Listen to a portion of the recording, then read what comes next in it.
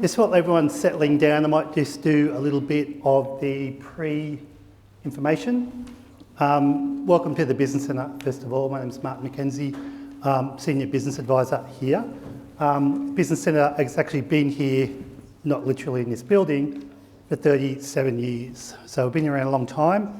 I've proudly been here for about 4 years, really enjoying my work here, working with business. We're a not-for-profit, but community and business focused. That's our job here. Our CEO's over there. I want to wave Steve to the crowd.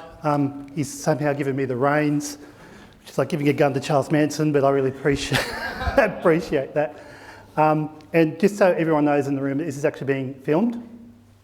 So when we start officially, I might sort of do like a restart, quick introduction, and sort of let everyone know that's through Business Connect, and which is why you've been hassled when you signed on about Business Connect, okay? Because it's state funded.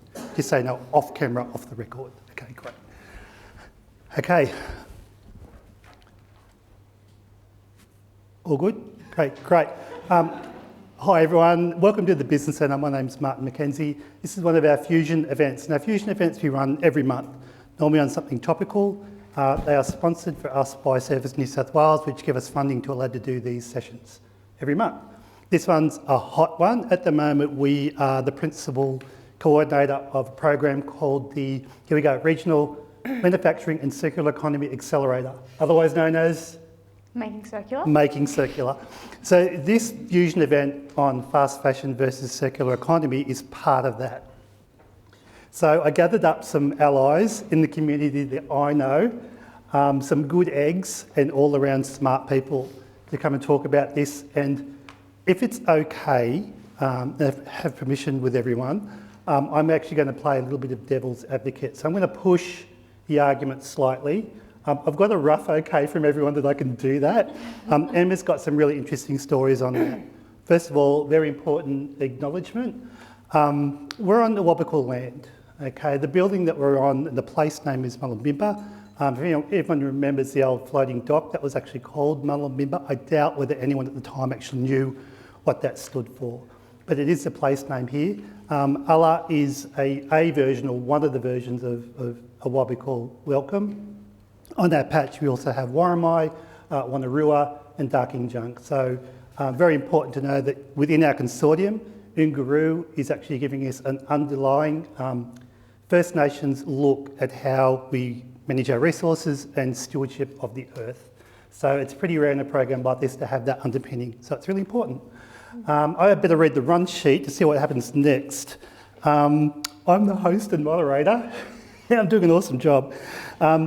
These are the guys that I'm going to introduce you to. We'll start with Evie Scott. There's their beautiful photographs, which now we'll just introduce everyone first, Evie. Evie's going to sort of jump up and speak in a minute, but I just have to just calm down. Sorry. Yeah, yes.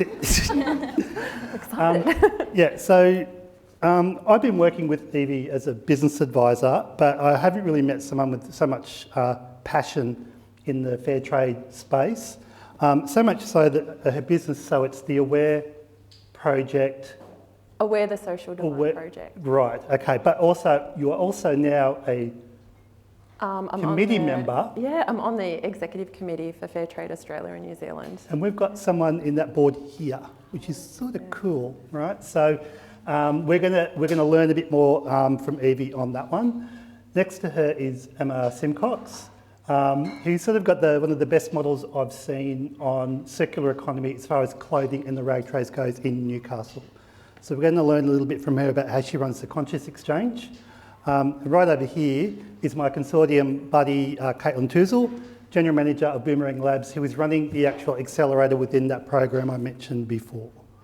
Okay, so, and then when we get a bit of a roundup from what these guys do, I'm going to ask them the stickiest questions I can find.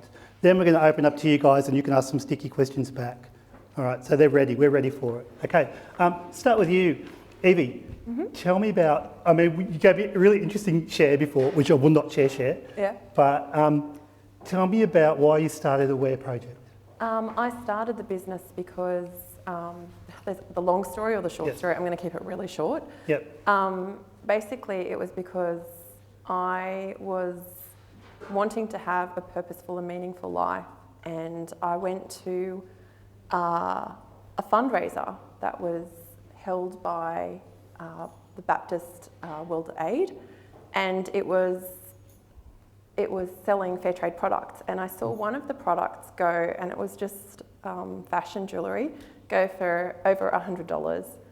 And I just went, the penny dropped. And I went, oh my gosh, like if people are seeing the value, the human value, this could be a thing. This could really change the world. And I really honestly believe that it is a poverty solution. So what is the Social Aware Project? What is it? Aware the Social Design Project is a business that enables customers to come in and know that there is something available that they can purchase that makes a difference to someone's life. And What kind of things do you carry? I meet people where they're at. So I have things that are ethical brands by designers that I know, such as I do have Boom Shankar. I do have Karma East. Both of those brands produce in Pushkar, India, where I also design and make clothes. So I'm familiar with their facilities. My heart and passion is fair trade brands like Global Mamas, which have businesses that are microfinanced. And these women, they earn about 2 times the living wage. And once they're established, these women then train other women to have their own business. So it's like us raising them up, and then they're raising other women in their community, and it just gives me goosebumps. Yeah, nice one. You might do a plug for your store. Yeah, well, I'm located in Belmont in a shop that's on the highways right beside Lowe's. I'm actually transitioning at the moment because I want to become more circular, and with my own label, which I have had to put on hold because it's really hard to do that when you do have a shop front. And in this new space, I feel that it is a step forward with this business revolution that's going on at the moment. And my business is called Aware the Social Design Project. That social design project, that's my mission statement. And I feel that this is a new project for me to prove that I can make this work. Aware 2.0. Sorry? Aware 2.0. Yeah. Okay, over to you, Emma. You've got a great shop in a really pretty cool precinct in Islington. Tell us a bit about Conscious Exchange. Not that you were just down the road from me in Elderswede at one time and you moved, which I'll never forgive you for, but anyway. So the Conscious Exchange, I think we have been open like 5 years in February. So what we do is we have a clothing exchange. So we take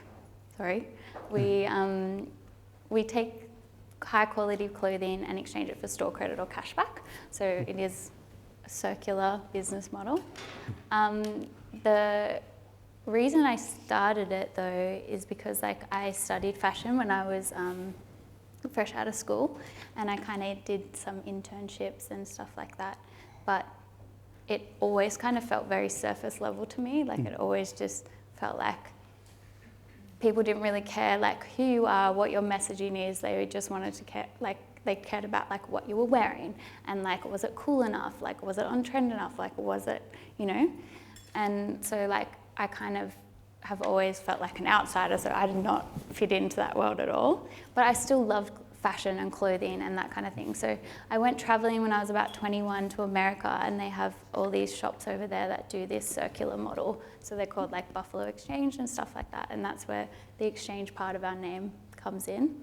I moved to Newcastle like 6 years ago when we had our first baby, and found myself like a new mum in a new town, and we didn't have a lot of money. And so like being super isolated, that's when I started like op shopping, and then I would start like selling things, and then like I formed like a little community, and then like it kind of like took off that I was like, oh, I need a shop space, and I really want to implement this exchange thing that I saw like many years prior.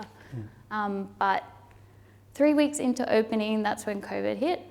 So we had to shut that down, the exchange part of it, because Yeah. obviously you can't be going through. Similar story, Evie. I literally had my shop fit, and for my opening, it was, as my own business, before that it was always pop-ups with Oxfam and other shops, other fair trade businesses.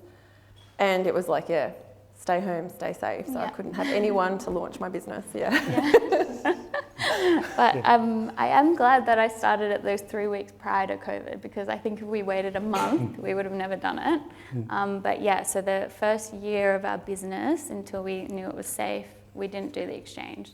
But then when we implemented it, it was pretty much, it's grown like a lot since then, because people seem to really love it. You're underplaying it. If you ever get the chance and you're in Islington, please drop in, have a look at the store. It's amazing. It's amazing. We're still working on how we're going to tag, but we'll get to that. Caitlin, General Manager of Boomerang Labs. What does Boomerang Labs do? We know it's an accelerator. What's an accelerator? What's Boomerang Labs? Okay, I'll unpack a couple of definitions in that. We are a startup accelerator, so we work with small businesses that are established to innovate and to create new solutions, to disrupt, if we want to get really tech bro about it. We work with startups specifically that are in the circular economy. I think most people here would know what the circular economy is. Is it worth? There'll be a written exam test at the end of the, so just make sure. Yeah. So to take a step back, linear economy is what we're doing mostly right now. We take resources out of the ground, we turn them into things, and when we decide that they're no longer valuable, we throw them out. Make waste, single line, linear, it's quite self-explanatory once you get that gist. Circular economy is more about trying to get more value out of our resources. So once we're making things, we're redesigning them in the first place so they don't have waste, so they have minimal waste. And if they're created, when these things are created, we're actually thinking about their end of life. You know, we have one planet, and there's only so many times we can take resources from A to B before B becomes this huge pile in landfill, and it's emitting methane gas, and it's creating huge environmental issues, and then we've got nothing at A to eat or wear or to do anything with. So, sorry, had to get the definition, the glossary out of the way to understand what we are. So we were established as Australia's first circular economy startup accelerator. So we work with these small businesses that are trying to create those loops. We all know reduce, reuse, recycle. There's more than 3 now. There's 9, 10, 11. It's a never-ending list. We work with these businesses that are trying to create change in how we do business and how we consume and how we behave as individuals. So, longer answer than you're expecting, but fashion and textiles is one of the key areas where we're seeing a lot of innovation in the Hunter and broadly. Yep. Okay, great. You ready for some questions? Okay, ready. Here we go. So, I can go to Kmart, right? And the whole idea about a $10 t-shirt. I actually looked one up last night, $2.50 for a t-shirt. So, what's the problem? Why can't I get a cheap t-shirt? That's an open question for anyone here. You've got so much to say, Evie. Well, the first thing is 2,700 litres of water it takes to make one t-shirt. That one t-shirt, people buy it because it's $2.50. Often they'll buy 3 because it's $2.50. Then will they wear that shirt somewhere like here? No, because it's $2.50. Will they keep that shirt because there's a connection to that shirt? No, because it's $2.50. I have, from an environmental perspective, I think that if you are a considered consumer, and being a considered consumer is something that you can do for free. I have customers that save for a long time to buy a shirt, knowing, because they value so much, knowing the story and the impact that they're having. You can't judge someone for buying a $2.50 shirt because it's a systematic problem. Has it been a considered choice? And that is the main question, that they're informed, and that when they do buy that $2.50 shirt, that they make it something meaningful and purpose, like it's meaningful, and that they don't just treat it as something that has no value, which it kind of does, but it has so much less value than something that is of a high price. So that's my answer. So what is the cost? Exactly, what is the true cost? Mm. What is the true cost? Like that amazing documentary that made a lot of people aware of the horrible things that happen in fashion, like the Rana Plaza factory collapse. Bangladesh employees that are paid 33 cents, Australian cents per hour. How can that feel good on your body? How can that feel beautiful and right? And I think if more people, and that's why in my business I do a lot of book clubs, I do mending sessions, I talk a lot, as you can see. I probably need a bit of control. But if people understand, and I know from opening in COVID where I thought I was going to have to be a destination point, and so I didn't worry about it. And in COVID, I'm like, right, I have a 5K area and I have to make this work because I'm not eligible even for government initiatives. I have to sell this idea. And as soon as people do become informed and become considered, a change does happen. People realise the power of their dollar to make that vote, to cast the vote to say this is the type of world that I want. Yep. And when you buy it, given the decision, if you're someone that you are struggling and you can't afford anything else, that's okay. But if it's because it's a bargain and you can get 3 of them, then yeah, it's questionable. Over to you, Emma. Now, you've got a specific story about this, which I won't make you tell unless you want to. Oh, please do. If you wouldn't mind sharing, if that's okay. So it's more about attitudes. So what happened when you did a particular post in regards to something very similar to this? So I'm at the moment trying to build our TikTok following. So go and follow us if you have TikTok. But TikTok is very different to Instagram. It's like quite, have you heard of like outrage culture? Like it's kind of like people are very reactionary on there. So I kind of like picked this point because I knew it was going to get a big reaction. And I talked about on TikTok about how I've seen a lot of people complaining that they can get stuff from the op shop, that's Kmart, and it's similar price to what it would be new. And I basically like kind of made the argument that even if it is the same price, like at least that money is going towards like that charity. It's not going towards like Kmart CEOs that are using all these like really like environmentally bad, super oppressive techniques to make their profits. And the people who love Kmart did not like that. So there was a fair bit of, Emma showed me the feed, there's a fair bit of vitriol on there which I couldn't quite understand, but it's sort of like you pick a camp and you put a flag in the sand and you have to stick to it because that's your decision. Yeah, I think like there's a lot of people that like, you know, op shop prices are getting expensive, but also they have like a lot of rising cost of living pressures that they're also trying to, raise money for. But like also the point of op shops is to raise money for that charity. It's not for affordable clothing. Like that's a great part of it, but that's not their main objective. And I think a lot of people need to understand that when we're questioning their prices.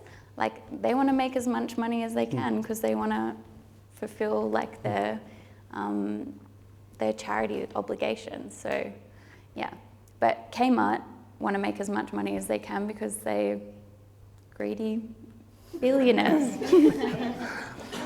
You basically answered my next question amongst that, but I might sort of give Caitlin some buy-in there. Pressure through economic circumstances and economic conditions for people. Cost of living is higher, food is higher, bills higher. How do we change attitudes when money becomes an issue? I think it's a really good question that I read in your email and should have thought a little bit more about in my response. I think there's lots of ways, and I think I alluded to these loops that we have. It's thinking about how we can reduce in the first instance is not consume in the first place. Look to our wardrobes. Yes, you know, Martin saw me wearing these shoes or this shirt, say, a week ago, but he knows I have a washing machine and there's no shame in that. And being able to wash things and use things multiple times and understanding the value in them. And I think that's a really good point that Evie said about how the monetary value that you pay for clothes then creates a relationship with it. I'm sorry, I'm paraphrasing. I know you've put a lot of insight into that. Yeah. But $2.50, for instance, I may think that I've justified that purchase after wearing it twice versus spending $40 on something and thinking I need to wear it a few more times, as well as obviously the fact that it's a resource that still has value, but I won't go down that wormhole. So reuse, really big one within yourself, within your community. You know, go have friends over and go through each other's wardrobes, share things.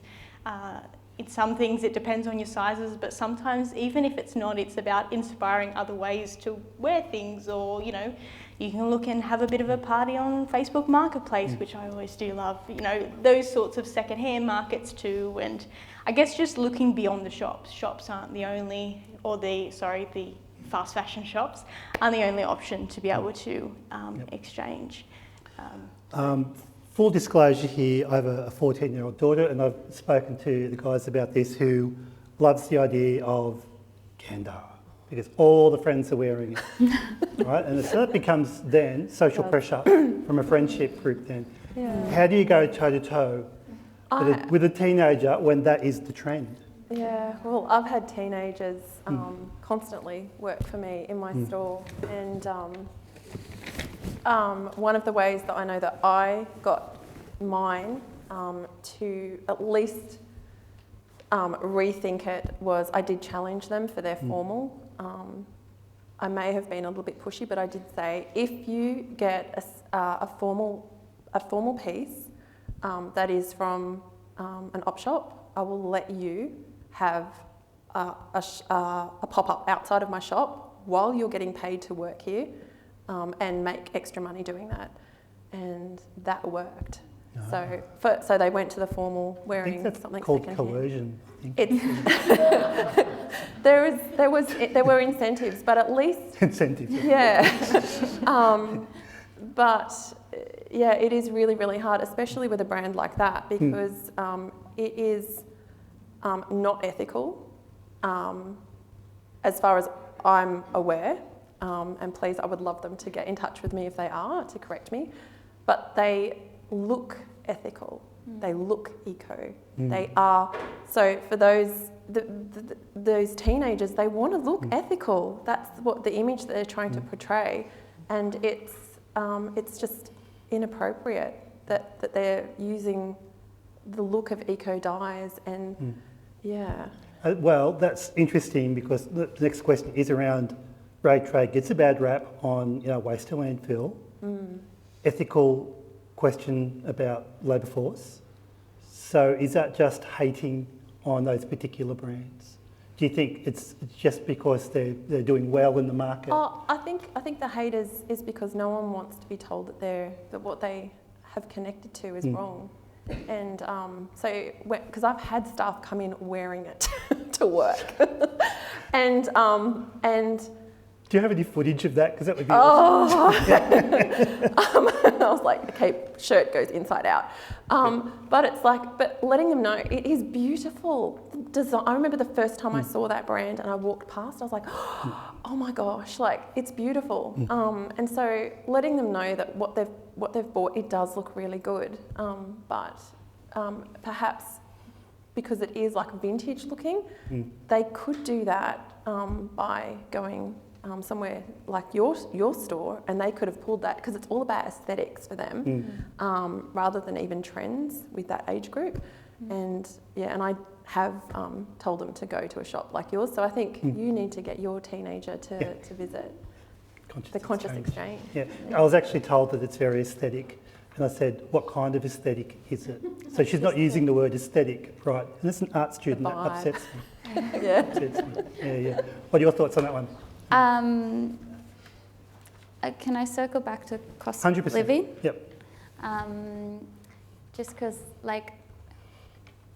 that's why we have the the store credit option, but also like the cashback option, because like I know that some people come in and they're like, oh, I just need cash this week.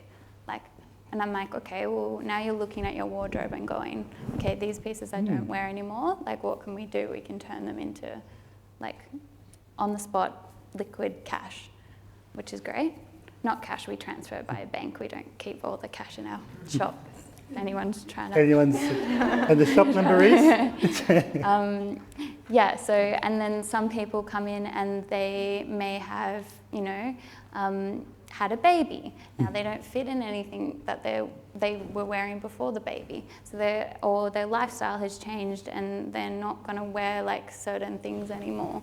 And those people like might still be out of work and on maternity leave, and then they come in, they exchange their wardrobe, and they can get pieces that they're going to wear straight away. So I think like looking at like we only have certain brands in our shop because we want them to be quality pieces, not just because like we believe that they last longer, but because we want them to also hold their value. Like, so if I want, like we sell like a pair of Levi jeans for about $77. And I know in my head, if you were going to sell these again on Marketplace in a year's time, you can get $77 for them. So like, that's what I want people to think about, because I don't think it's realistic if we're like, you buy this thing and you hold it in your wardrobe forever and ever and ever, and you're going to love it and wear it forever. Like, I feel like having an exchange is a more realistic approach to it. And also like, I think a lot of this, like people just like buying into trends and stuff, a big issue around it is people not knowing what they personally like. So like your daughter, like she's a teenager, she's just going with probably like what her peers do around her. So like what she's buying from these things don't say anything about her as a person. She just looks like every other teenager. And I think once we discover our own personal style, that's when we can really fall in love with our wardrobe and really value these pieces and really go, you know, like I love this blazer, like this blouse. Like so many people have been like, can I buy it off you? And I'm like, no, it is mine forever, because I love it. Like it's my style. So, yeah. So it doesn't necessarily actually have a value to them, but it has a yeah. lot of value to you. Yeah, it has way more value to me. Yeah. I mean, it's got no. I mean, you couldn't really like put a price on it. I wouldn't let them buy it off me. Yeah. Yeah. Okay. 'Cause I love it. Yeah. So the very fabulous Tanya Plebisek is coming forward with an agenda in regards to stewardship in the rag trade. So that's going to be around a mandate, potentially in the form of a tax, to make sure people are accountable for their product, at least in the rag trade, right? So are we in danger then of prices going up? If that happens, or what's going to happen, do you have any idea how that's going to fall out on the ground? Is it going to be welcomed from your point of view? Yeah. You know, so that's a hard yes. Yeah. Yeah. Do you think Okay. it'll push you guys forward more? I think it will. I would like to think that it will be. I had a little look at it. At this stage, it isn't specified in how the levy is actually going to be calculated. I'm hoping that it will be via, I guess, gross profits. How much is made? How much of it is made from oil-based petroleum fabrics? That is a massive problem. I think it's 53% is still made with that. And those sort of things, the levy on that, by making those things more expensive, will then make, for someone like me who works with organic cotton, only 1% of fashion is made with organic cotton. It'll just even that a little bit. And the levy is what is going to fund the programs to create bins where people can put clothing and educate people on what clothing can be used to be at their end of life cycle to be turned into a useful resource. So I think it's essential. Yeah. Okay, great. Back to you. Yeah, go. Emma, did you have something? No. Oh, I just because France has put in their fast fashion levy thing, but like this one seems more of like an opt-in.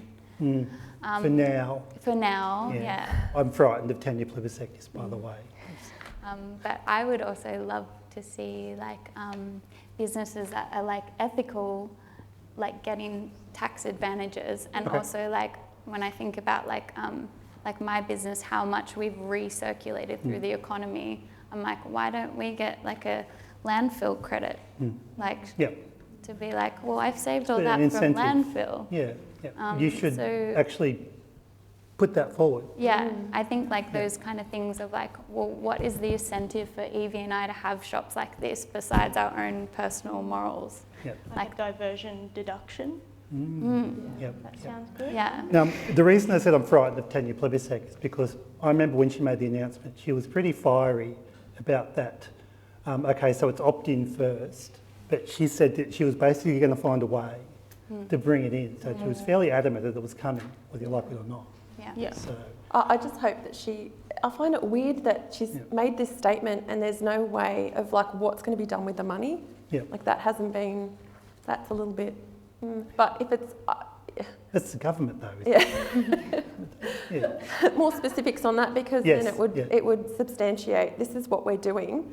And go ahead. Before we move on, because my next question's for you anyway, so go ahead. Okay, pressure's on. A different angle, because I don't sell or own or create beautiful ethical clothing. I more represent people that are trying to support those and get out with the fast fashion, is I think that the levy will also prompt people to think more innovatively about what they can do to reduce the waste in the first place. So how, like a traditional waste levy, again, I'm oversimplifying quite a complex issue and complex system, but essentially the levy is to mean, okay, well, we're not going to create as much waste because we don't want to pay that money as much as absolutely it's about, that money going towards something really meaningful, and that's what we want clarity on.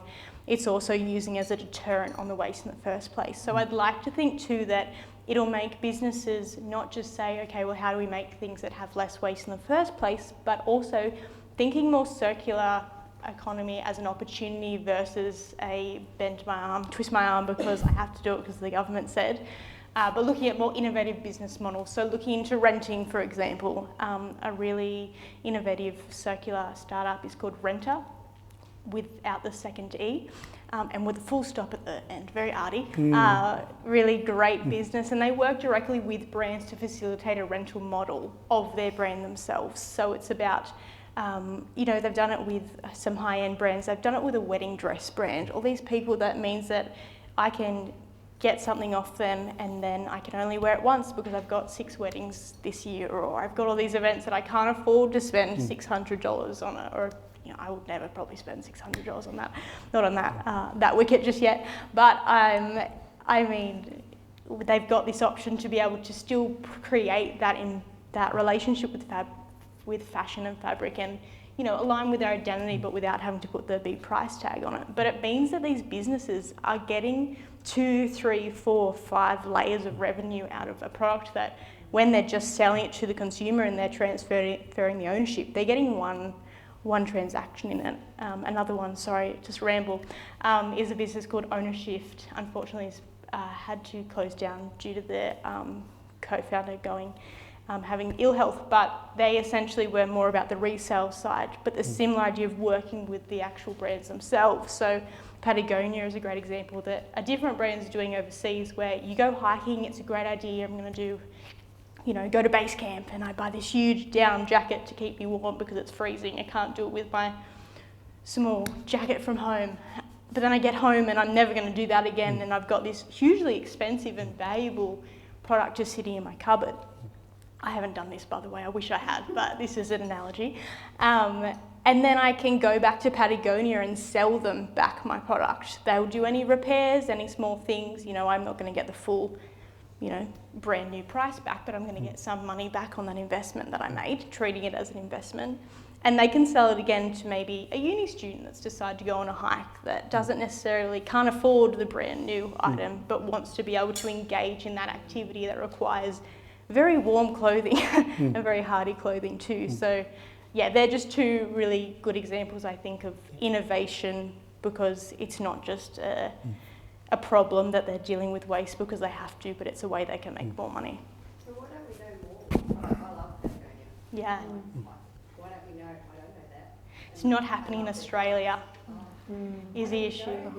Exactly, and it's this frustration. It's all of these innovations are happening in isolation, or even that model that they could be doing with the resale could go beyond fashion. It could go beyond hiking. It can go in all these different areas. But 100% understand that frustration. That's what we're trying to get, through these events and through broader activities and creating more of a conversation, so that people don't just go to Kmart and get something cheap or anything else. But yeah, unfortunately, that model I haven't seen in Australia just yet, Patagonia.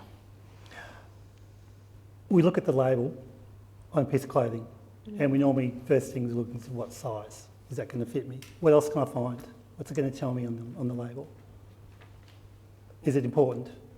Do I bother? Yes. Sorry, I'm trying not to take it.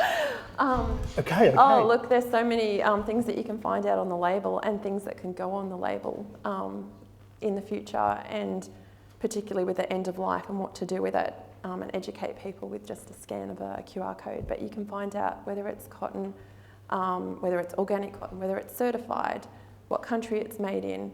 My hope, I would like to see more businesses being transparent, even having on there what is the living wage that they do pay their employees, and that could just go on a barcode.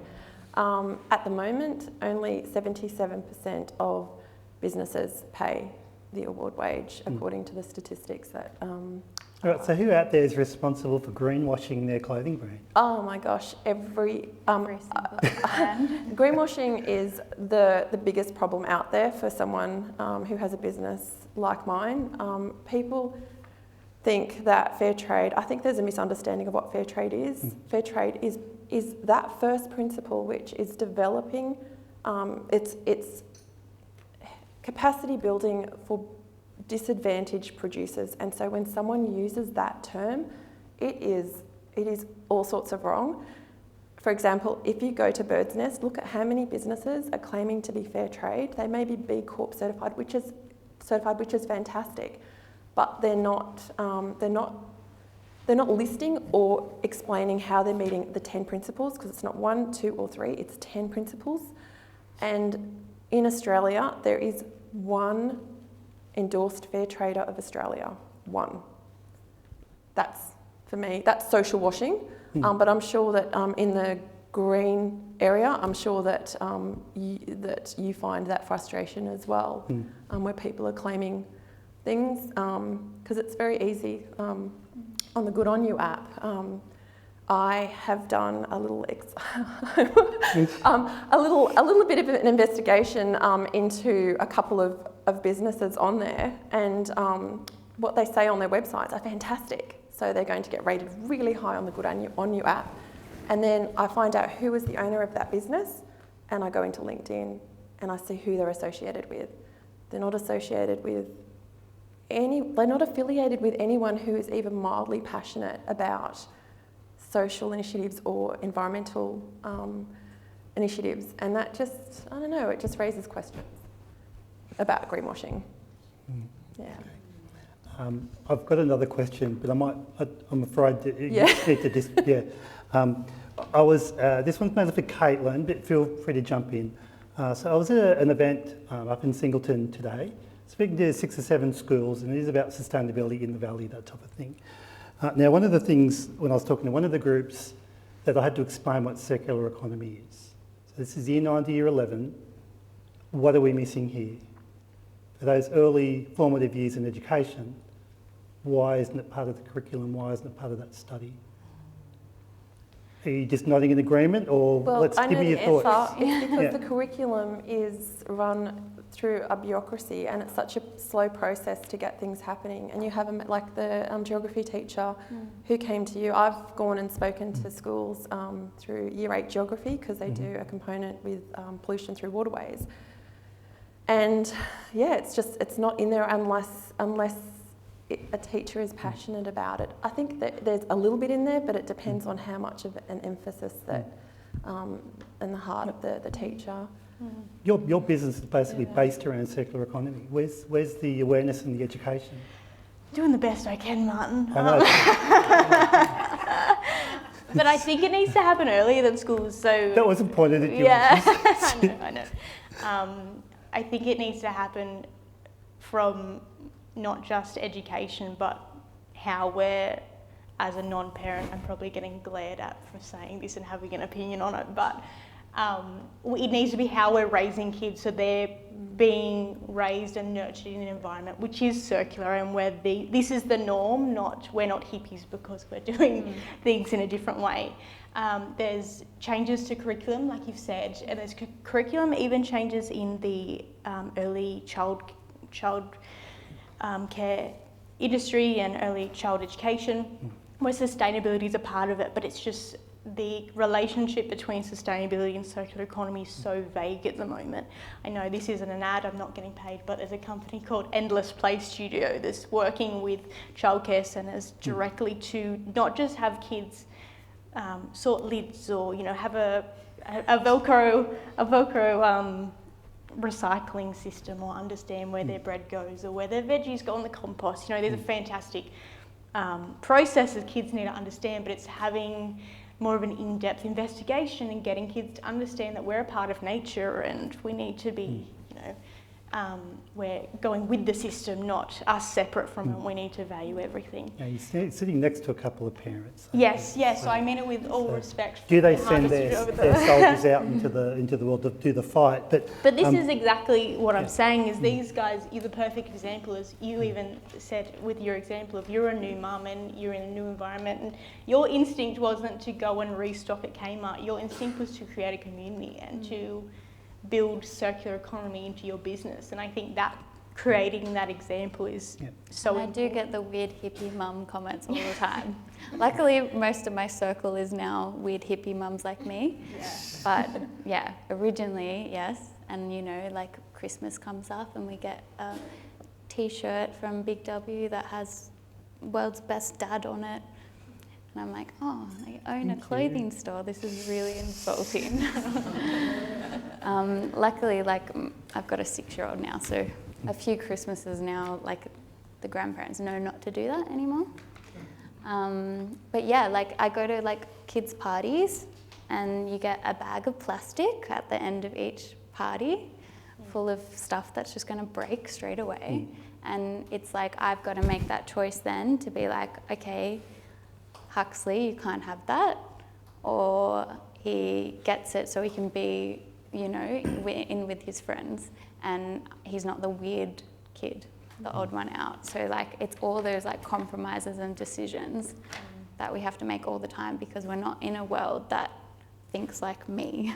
There's still lots to do. I've got a 23-year-old and a 19-year-old, and I've gone through all of that. They're fantastic, but it's not that I'm not. Yeah. I don't do what the other. They should host the next kids' parties for me. I hated the McDonald's party. We never ever went to the McDonald's party. Yeah. Do that. Yeah.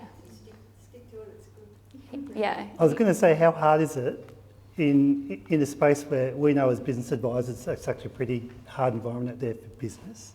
Why are you making it more difficult for yourself when it's so much easier just to get stock from China, India, Vietnam, sell it at a big markup, and you guys are putting yourselves out there in bricks and mortar?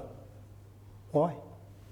Because We're I know crazy. too much, and it just wouldn't sit ethically right with me. And I'm in the race to the top, not to the bottom. And this linear system that we have, that's using infinite resources, it doesn't make any sense. And it's a race to the bottom. I feel like I should be arming you with a pitchfork and storm the ramparts or something. That's pretty much. I feel like what do they say? Action happens when there's anger. Yep. There's hope, and I have both. Yep. So I'm passionate. Yeah. I think Evie and I both we go in our little wormholes and know, we just research about the things that we're hyper focused on. So, now I don't buy anything new. So this is my second year of doing it, because I'm you actually can't trust any of these brands at all. Even when you're talking about Patagonia, and they have lots of initiatives and stuff, but then I looked on a tag that came in and their stuff is made in Bangladesh, and a lot of companies are making stuff in Bangladesh now because the standards in China to produce goods is gotten so high. So cost of goods is actually raising to manufacture there. So they're moving it offshore to Bangladesh. And I'm like, well, a company like Patagonia, why are you moving it offshore if you are claiming all these good things about your brand? So yeah, I'm like, I don't buy any new clothing, and that's just what it is for me until, you know, I just never will anyways, because I find way cooler stuff secondhand anyway, so it doesn't bother me. It's just two examples of people that live and breathe the work that they do, so they believe in it deeply, you know.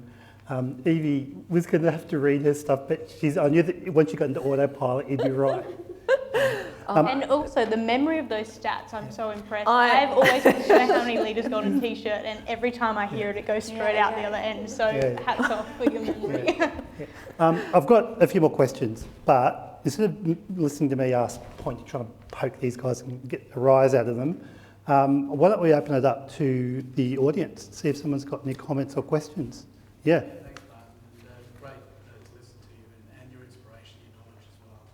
I think it's a little unfair fight or the debate you put on, because looking at that title of sustainable and circular economy versus fast fashion, I came in here and I was talking about fast fashion, and someone actually called me. It's not about fast fashion, it's sustainability. The point being I'm making here is, and it's about that community behaviour, that education, that change behaviour that really will benefit your businesses, and we should all be sort of guided to or nudged towards. You know, I think partner came up with sustainable style, for instance, or circular style. Timeless style. You know, Much better than fast fashion. and you know, what is it that you can capture the imagination of people to bring them to the right cause and the great causes that you have, the wonderful just causes that you're following, and we should all follow. How do you get them there? Meeting them where they're at. I'm being quite radical at the moment, but I do try to rein it back when I meet people, and just meeting them where they're at, because it's that first step. And can I put a plug for a book? Am I allowed to put a plug? Yeah, it'll cost you though. Just send me later. I recently did a book club with a book by Claire Press. She was the sustainability editor for Vogue Australia. Vogue, Mary Claire? Vogue. Vogue, yeah. It's called Where Next? Fashioning the Future. It is so hopeful. It meets businesses. It meets businesses from fast fashion, slow fashion, biotech. It is such a good book to give people hope and start that journey. And yeah, I highly recommend reading that book and then passing it on, because it is, as I said, you have to have hope, and you can't just go radical on someone, otherwise you look fundamentalist, and then people will just glaze over and don't want to know anymore. Yeah. But your attitudes, I think sometimes you must feel so frustrated and feel as though the world needs shaking every now and then, you know. Every now and again, but you know, good things are happening. With H&M, like I wouldn't buy there, but you know what? They are doing things. They're starting to use. They use fair trade producers to make some of their clothing. They are starting to do in Europe, like Patagonia. I think they work with the same group where they're doing the resell. So things are happening, and for change to happen, it can't just be us in our bubble. It has to be happening everywhere, and that's when real change happens. It's really interesting that these two, Emma and Evie, realise they're in a bubble. I mean, that's real awareness there. We're in a bubble. So even though they're on the high ground with what they're doing, they understand. So they've still got empathy, which is sort of nice, even though people yell at you on TikTok.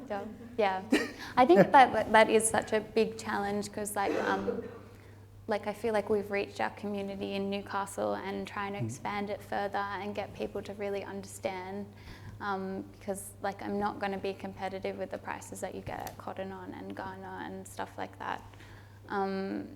Yeah, so like that is like a huge challenge for us.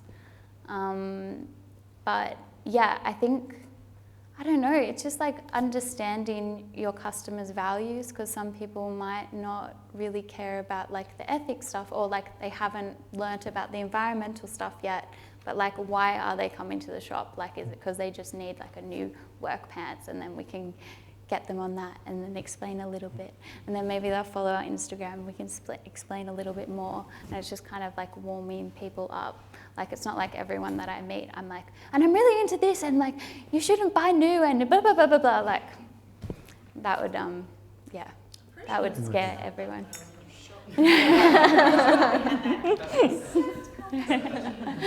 Yeah, but you started it. Any questions from anybody? Yeah, please. It's more about the fast industry, and we know that it's run, that mainly the workers are women all over the world who are low paid and need this. So in getting rid of one thing, are we also making it more difficult for these women, and how can we do that differently? Person with the best knowledge. Evie on that one. I think you have an excellent point, because as soon as in India wages did go up, and what happens, everyone is now going to Indonesia. And what's disappointing is a lot of ethical brands have switched because it is cheaper to produce there, and that is unfortunately what does happen.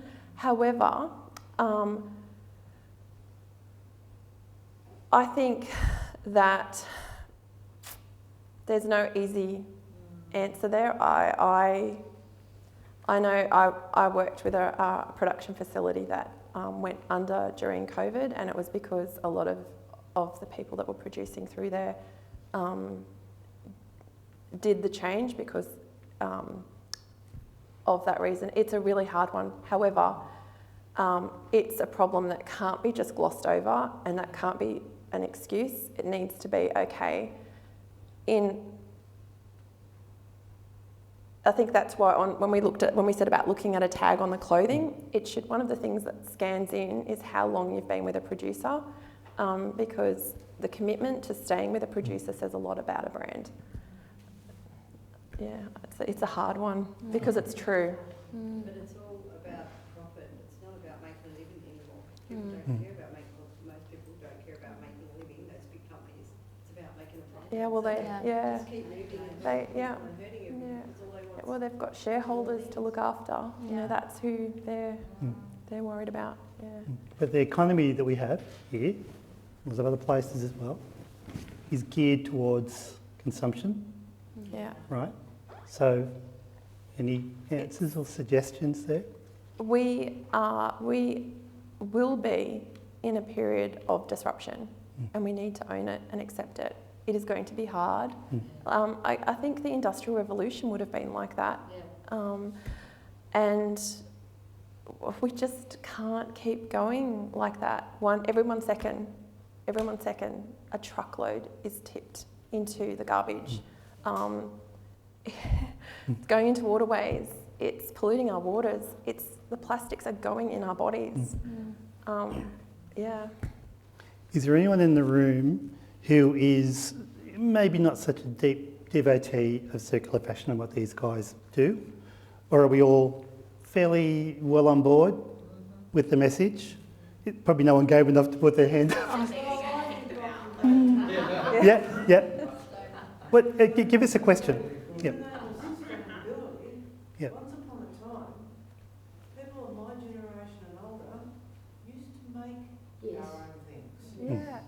So, where is the push for getting kids out of the classrooms and outside to do more of sustainable living, including learning to basket weave, knit, crochet, spin? Yeah. My son goes to a Steiner school, and he learnt to finger knit in the first month or so. So there are schools like that for sure. But yeah, I think unless you're a parent that identifies with those values, you're not going to send your kid to those kind of things. So Also on that, they are expensive. So if you're a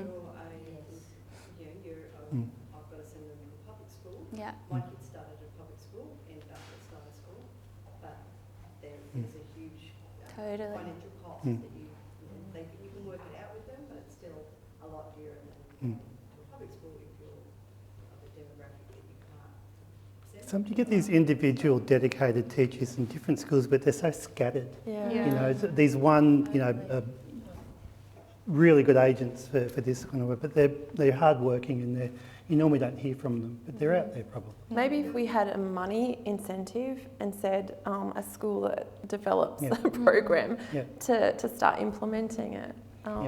But You can sell a good economic business case from making, that's on your own, and that's the way it would have been, years ago, generations Creating ago. Mother's Day presents. Yes. Like what a great way that could be a way, getting something from your mum's cupboard that needs mending and then giving it back to her as a gift rather than what they do have in a lot of schools. A bit more Yeah. heartfelt.